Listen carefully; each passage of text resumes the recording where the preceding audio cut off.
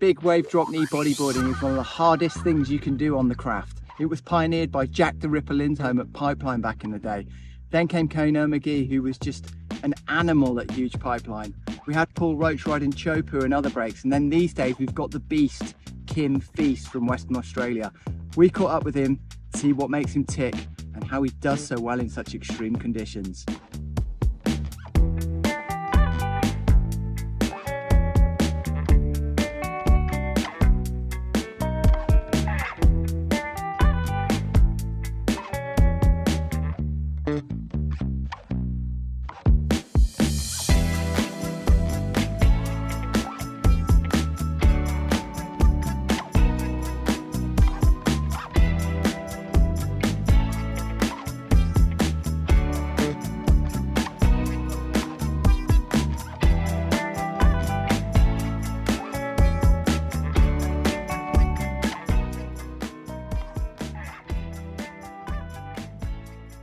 You've taken big wave drop knee riding to new levels in heavy waves.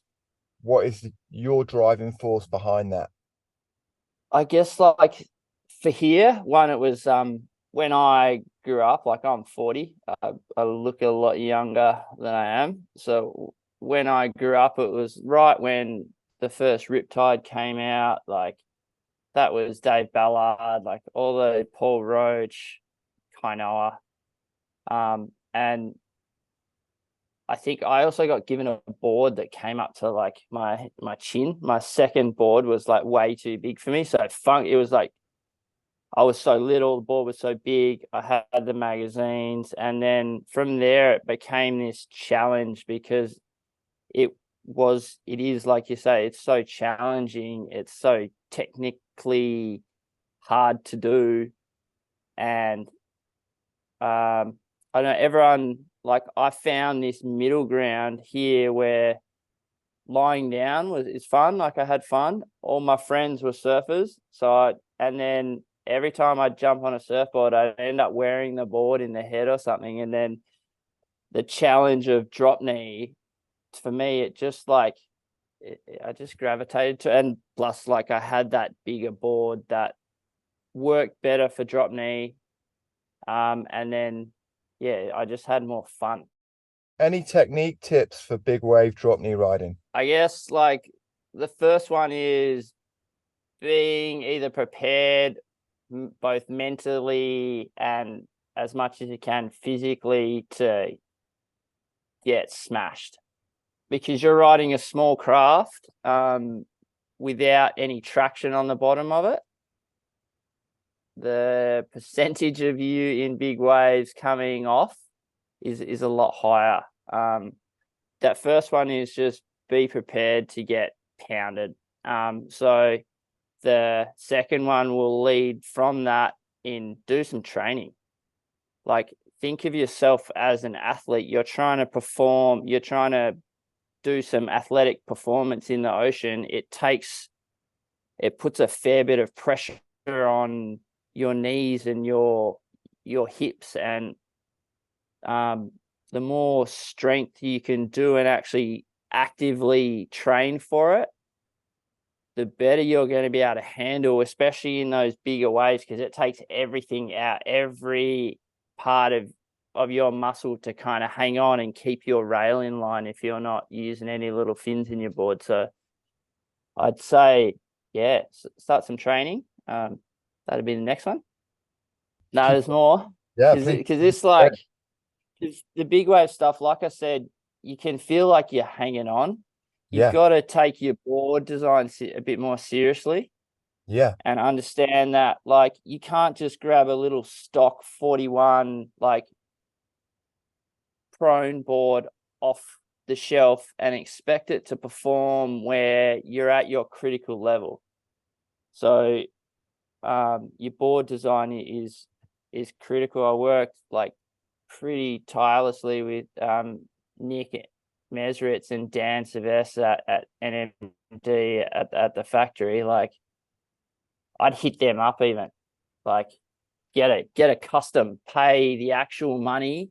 Like a surfer would pay upwards of $1,000 for their boards, right? Like because they have all the knowledge. Like they know all my stuff that I put into my boards. Like I'm pretty sure they still do it, like the custom side of things. But if you're actually prepared to that, you're gonna end up with a board that goes so good. Like Nick and Mez are the masters, like they are. So, and then add some weight into your boards. That's one thing that I did for the right that radically changed my boards. Yeah, all my boards have weight in them. I first went over to Mitch Rawlins' factory, and I flew over to Thing, and we did it over there with Redders. Sure. But the boards, Redders he had some trouble getting the nose rocker proper, because it's like when you put it through the rollers when you're making it, it's pretty technical to get some rocker into the board. And my boards had the ones that you seen me on the right, like they had big kinks in them. Right. There's a reason I got flogged. They were just like they were just test boards. Okay. But my point with that is that when we did it, Redders, like the very first board that I actually rode the ride on, he didn't want to finish it. He wanted to chuck it because he was like, I'm like, nah, just finish it, man. And we took it out D-bar that night, and it was freaking 2 foot. And I remember just being like, whoa, this thing floats. It had like 2 or 3 stringers in there with fishing sinkers, the same diameter as Mez knows how to do it. He even knows how to put spaces in between so we can like lighten the boards and they're not just like crazy heavy. Right. But what that does is it makes your board sit down in the water. It doesn't influence the buoyancy of it. You'll trip. Like I remember getting Ken Nakatsugawa in Japan to make one. He made it like, thing was 10 kilos, so heavy, but it floated like the buoyancy of. But what happens when you're at speed? The board generates momentum. I found that with the stock, the boards with 0 weight in them, because you go so fast. One thing you'll notice when you're out at the right watching the guys surf is they are flying, man. And like, I was thinking about this yesterday after we chatted, like how I would kind of explain things. Like 1, they have fins as traction, and 2, they have a fiberglass, which is just this really polished, like in terms of fluid dynamics and how a board interacts with water. It's just barely skimming the surface. You're not creating much drag. So that's why I said hitting Nick up, like having a board that's going to be able to handle speed is critical. And then all the other stuff, like your training, all of that is going to allow you to stay on that board at speed. And because before I put weight in, I'd be flying down in the pit at North Point and I'd hit a little bump and I'd go over the handlebars and I'd get smashed. So it blew me away when I went to test it in like waist high waves, gutless stuff on the Gold Coast. Like the period is about 10 to 12 seconds. It's not powerful. The board just rocketed down the line. I was like, oh wow. So that weight, like, you're getting a fair exclusive here. Like that weight is revolutionary. And if people understand what Nick can do for them in being able to space out the weight and have it, because I'm used to a super heavy board, I don't mind. Like the waves here, I'm dealing with like a big swells. Like I'm getting my head ripped off. You'll see in some of the footage.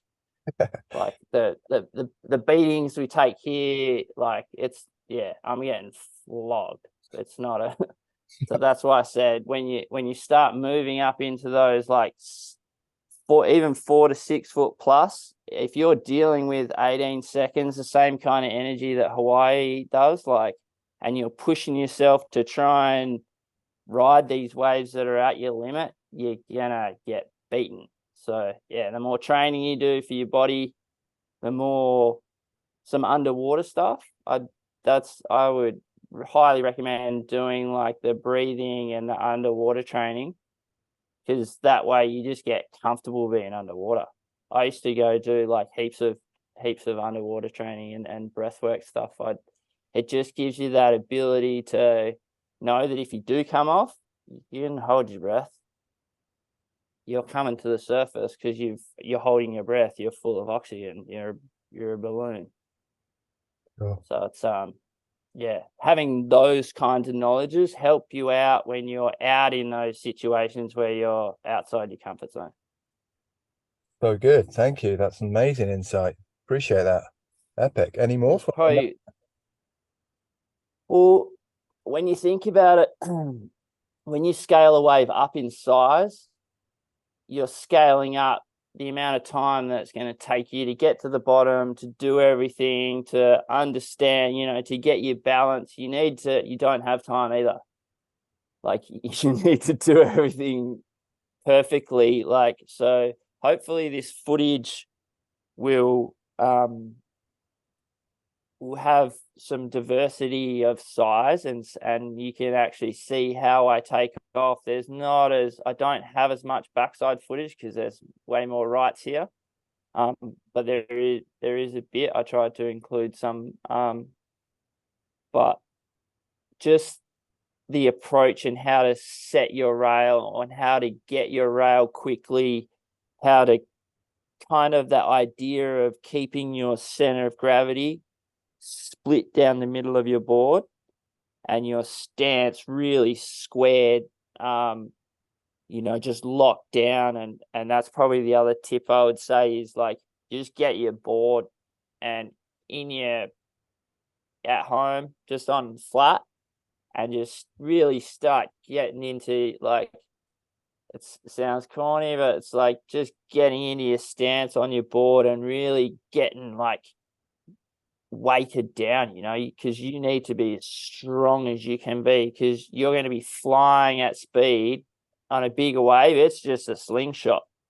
You've got to get your rail engaged, and then you've got to control your board to go in the right direction to get to the end of it safely. So it's all that combo. Because I think on the way down, I think you would feel the same watching some of your footage. Like, there is a point load, right? There's a point where you're either getting down to the bottom and you need to engage your hip and kind of come down a little bit to then spring up and make the board to drive out of it and get that rail in, get your bottom turn. So it's like a compression, and then you're coming back up into your stance. And that's that compression, and really focusing in on your knee and the connection of your rail to the wave. Like, it's only really that little point that's like, you get that correct, you're going to be able to, like, get your bottom turn in. And you'll see in some of the footage how I do it. There's just that moment where I'm coiling down, using the board kind of in tension, like connected to that water, to then spring out and, like, leverage the board up into a different part of the face, if that makes sense. What keeps you going back for more, Kim? Big waves, drop knee. That's all we've got here. It's just, yeah. Totally. That's that. Yeah. That is the waves here. Yeah. Yeah. And then I guess we've got such a big crew. Pushing it into the right and stuff like that. Like, your board design is critical. I wouldn't even say any of the crafts that I've had so far even come close to me being confident to riding it out at the right. Like, it's just, you're going so fast, and you've got to go that fast because the wave, even though it looks small, it's just big. So, but it's actually moving at that speed. There's that one that I jumped off the top of where it's like, but that board had a freaking kink in it. Like, it stopped at the bottom, and, like, I went from the bottom of the wave to the top, like, so quick. I was like, oh God, I had to jump. There was moments out there, especially behind the ski, where I'm sitting there waiting, and even, like, I've got to trying to tow in and get up and get out. Like, I've got to get up onto the board, get out from behind the weight, and then deal with any chumps, and then go, oh shit, I'm being towed into a, Widowmaker. And then but there's a point where I had to go, oh well, because those first ones I didn't have a suit, I didn't have like inflation, so I had to mentally go, whatever happens, happens. I'm scared. I just do stuff scared. Yeah, but I think that's probably the reason why I keep going back to it. Is it's just like, it's so fun. It's really challenging, and like, I don't know, I just got freaking good at it. And then that's all the waves that we have here. Like, What's your worst wipeout experience? probably, yeah. Actually, well, I broke my leg in Hawaii after being there for 2 hours. No. I hopped off. Yeah, I hopped off a plane, went for a surf, and broke my leg. No. Where at? Off the wall. Really? Damn. Very funny. Yeah. And I said to my mate, oh, I'm just gonna get one more. And then I fell off. I was paddling back out and I got smoked by a wave. Like, it smashed me into a rock. It just broke in front of me. Yeah, it just slammed me. I fully remember the rock too. It's like, whew. Anyway, that one, the one I jumped off at the right was pretty vicious, man. Like that, you had zero control of my body. Like, I'm talking zero. Like, the board stopped and I just like, and the wave, because it was a south one, it just sucked me back up the face. Like, I'm just in that position trying to get down. I just got sucked backwards. And then I was like, oh shit. And then I just jumped. That one I had the Dorian suit. So I was on the way down. I did a full cartwheel on the way down. I still remember everything so vivid. Like, fucking, excuse my French, my language. Just like, that. I'm just like flying. I'm pretty sure I was going on the way down. And then as soon as I hit, like, yeah, I had for, I don't know how long, would have been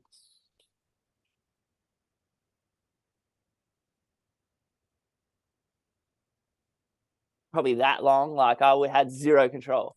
I remember just like getting to the thing and giving it a yank, and I could feel it inflate. And then I started coming up, and because when I opened my eyes at the first bit, it was like pitch black. My head felt like it was in a vice. Like, I had to do the equalize underwater. And that hurt so much. Yeah, I got my ears to equalize because I was so deep. Right. And then I could see a bit of light, so I gave a couple of kicks, and that was like just the worst thing. Like, it just used so much oxygen because I got like about 2 meters from the surface, and I got hit by whether it's another wave or I don't think it was 2. I'm not quite sure, but like, I just had to relax myself again, and then like, it was literally like, oh crap, got spun around, just relax. Like, and I remember as I come up, I just started laughing, and I saw Louis like coming straight at me on the jet ski. I was cracking up. I was like, I am alive. What the fuck? Good, man. And then conversely, the best wave you've ever had. I guess you end up getting like your best wave at each spot. I feel like because each spot is its own little unique, like, because I could say I went to I used to work on a charter boat in Indonesia for a bit on Pulse Charters. Like, I was on there for a bit, and there's a wave called Treasure Island there. I remember getting one of my first good waves out there. It was so ridiculous. Really? It's just like this tropical long, like, I got blown through 2 different sections. I didn't think I was like, and it spat me out into this bit called the Claw. I just like come flying out, kicked off. Everyone on the boat was just tripping. Out the front here is North Point. It's pretty hard to go past that. It's probably one of the most challenging waves in the world. And it's like, it's just a beast of a thing. So definitely out there, it's like just a freight train right-hander. Yeah. Dream for a 400 here that likes big waves, eh? You live in the right spot. I've got everything that I need here, unless you'd like to add anything. Correct. The other tip I'd say is just take this footage, take anyone's and just slow mo. I used to do it to Kainoa, just anyone who's doing what you want to do, just take the footage and just watch it, because the more you're gonna start to see those real critical moments where they engage it. I mean, you could watch Paul, watch his bottom turn. It's ridiculous. It's all his old stuff, he just is jamming so hard down on his knee. It's that compression and release is going to be really critical. Yeah. Study the foot. And then hit Nick up. Get some weight in your boards. If you would like more tutorials, interviews or product reviews, just hit the like and subscribe button. And for more information on our UK and international coaching weekends, retreats, holidays and Outdoor Instructor Academy, visit our website at www.bodyboard-holidays.com, and we look forward to getting barreled with you soon.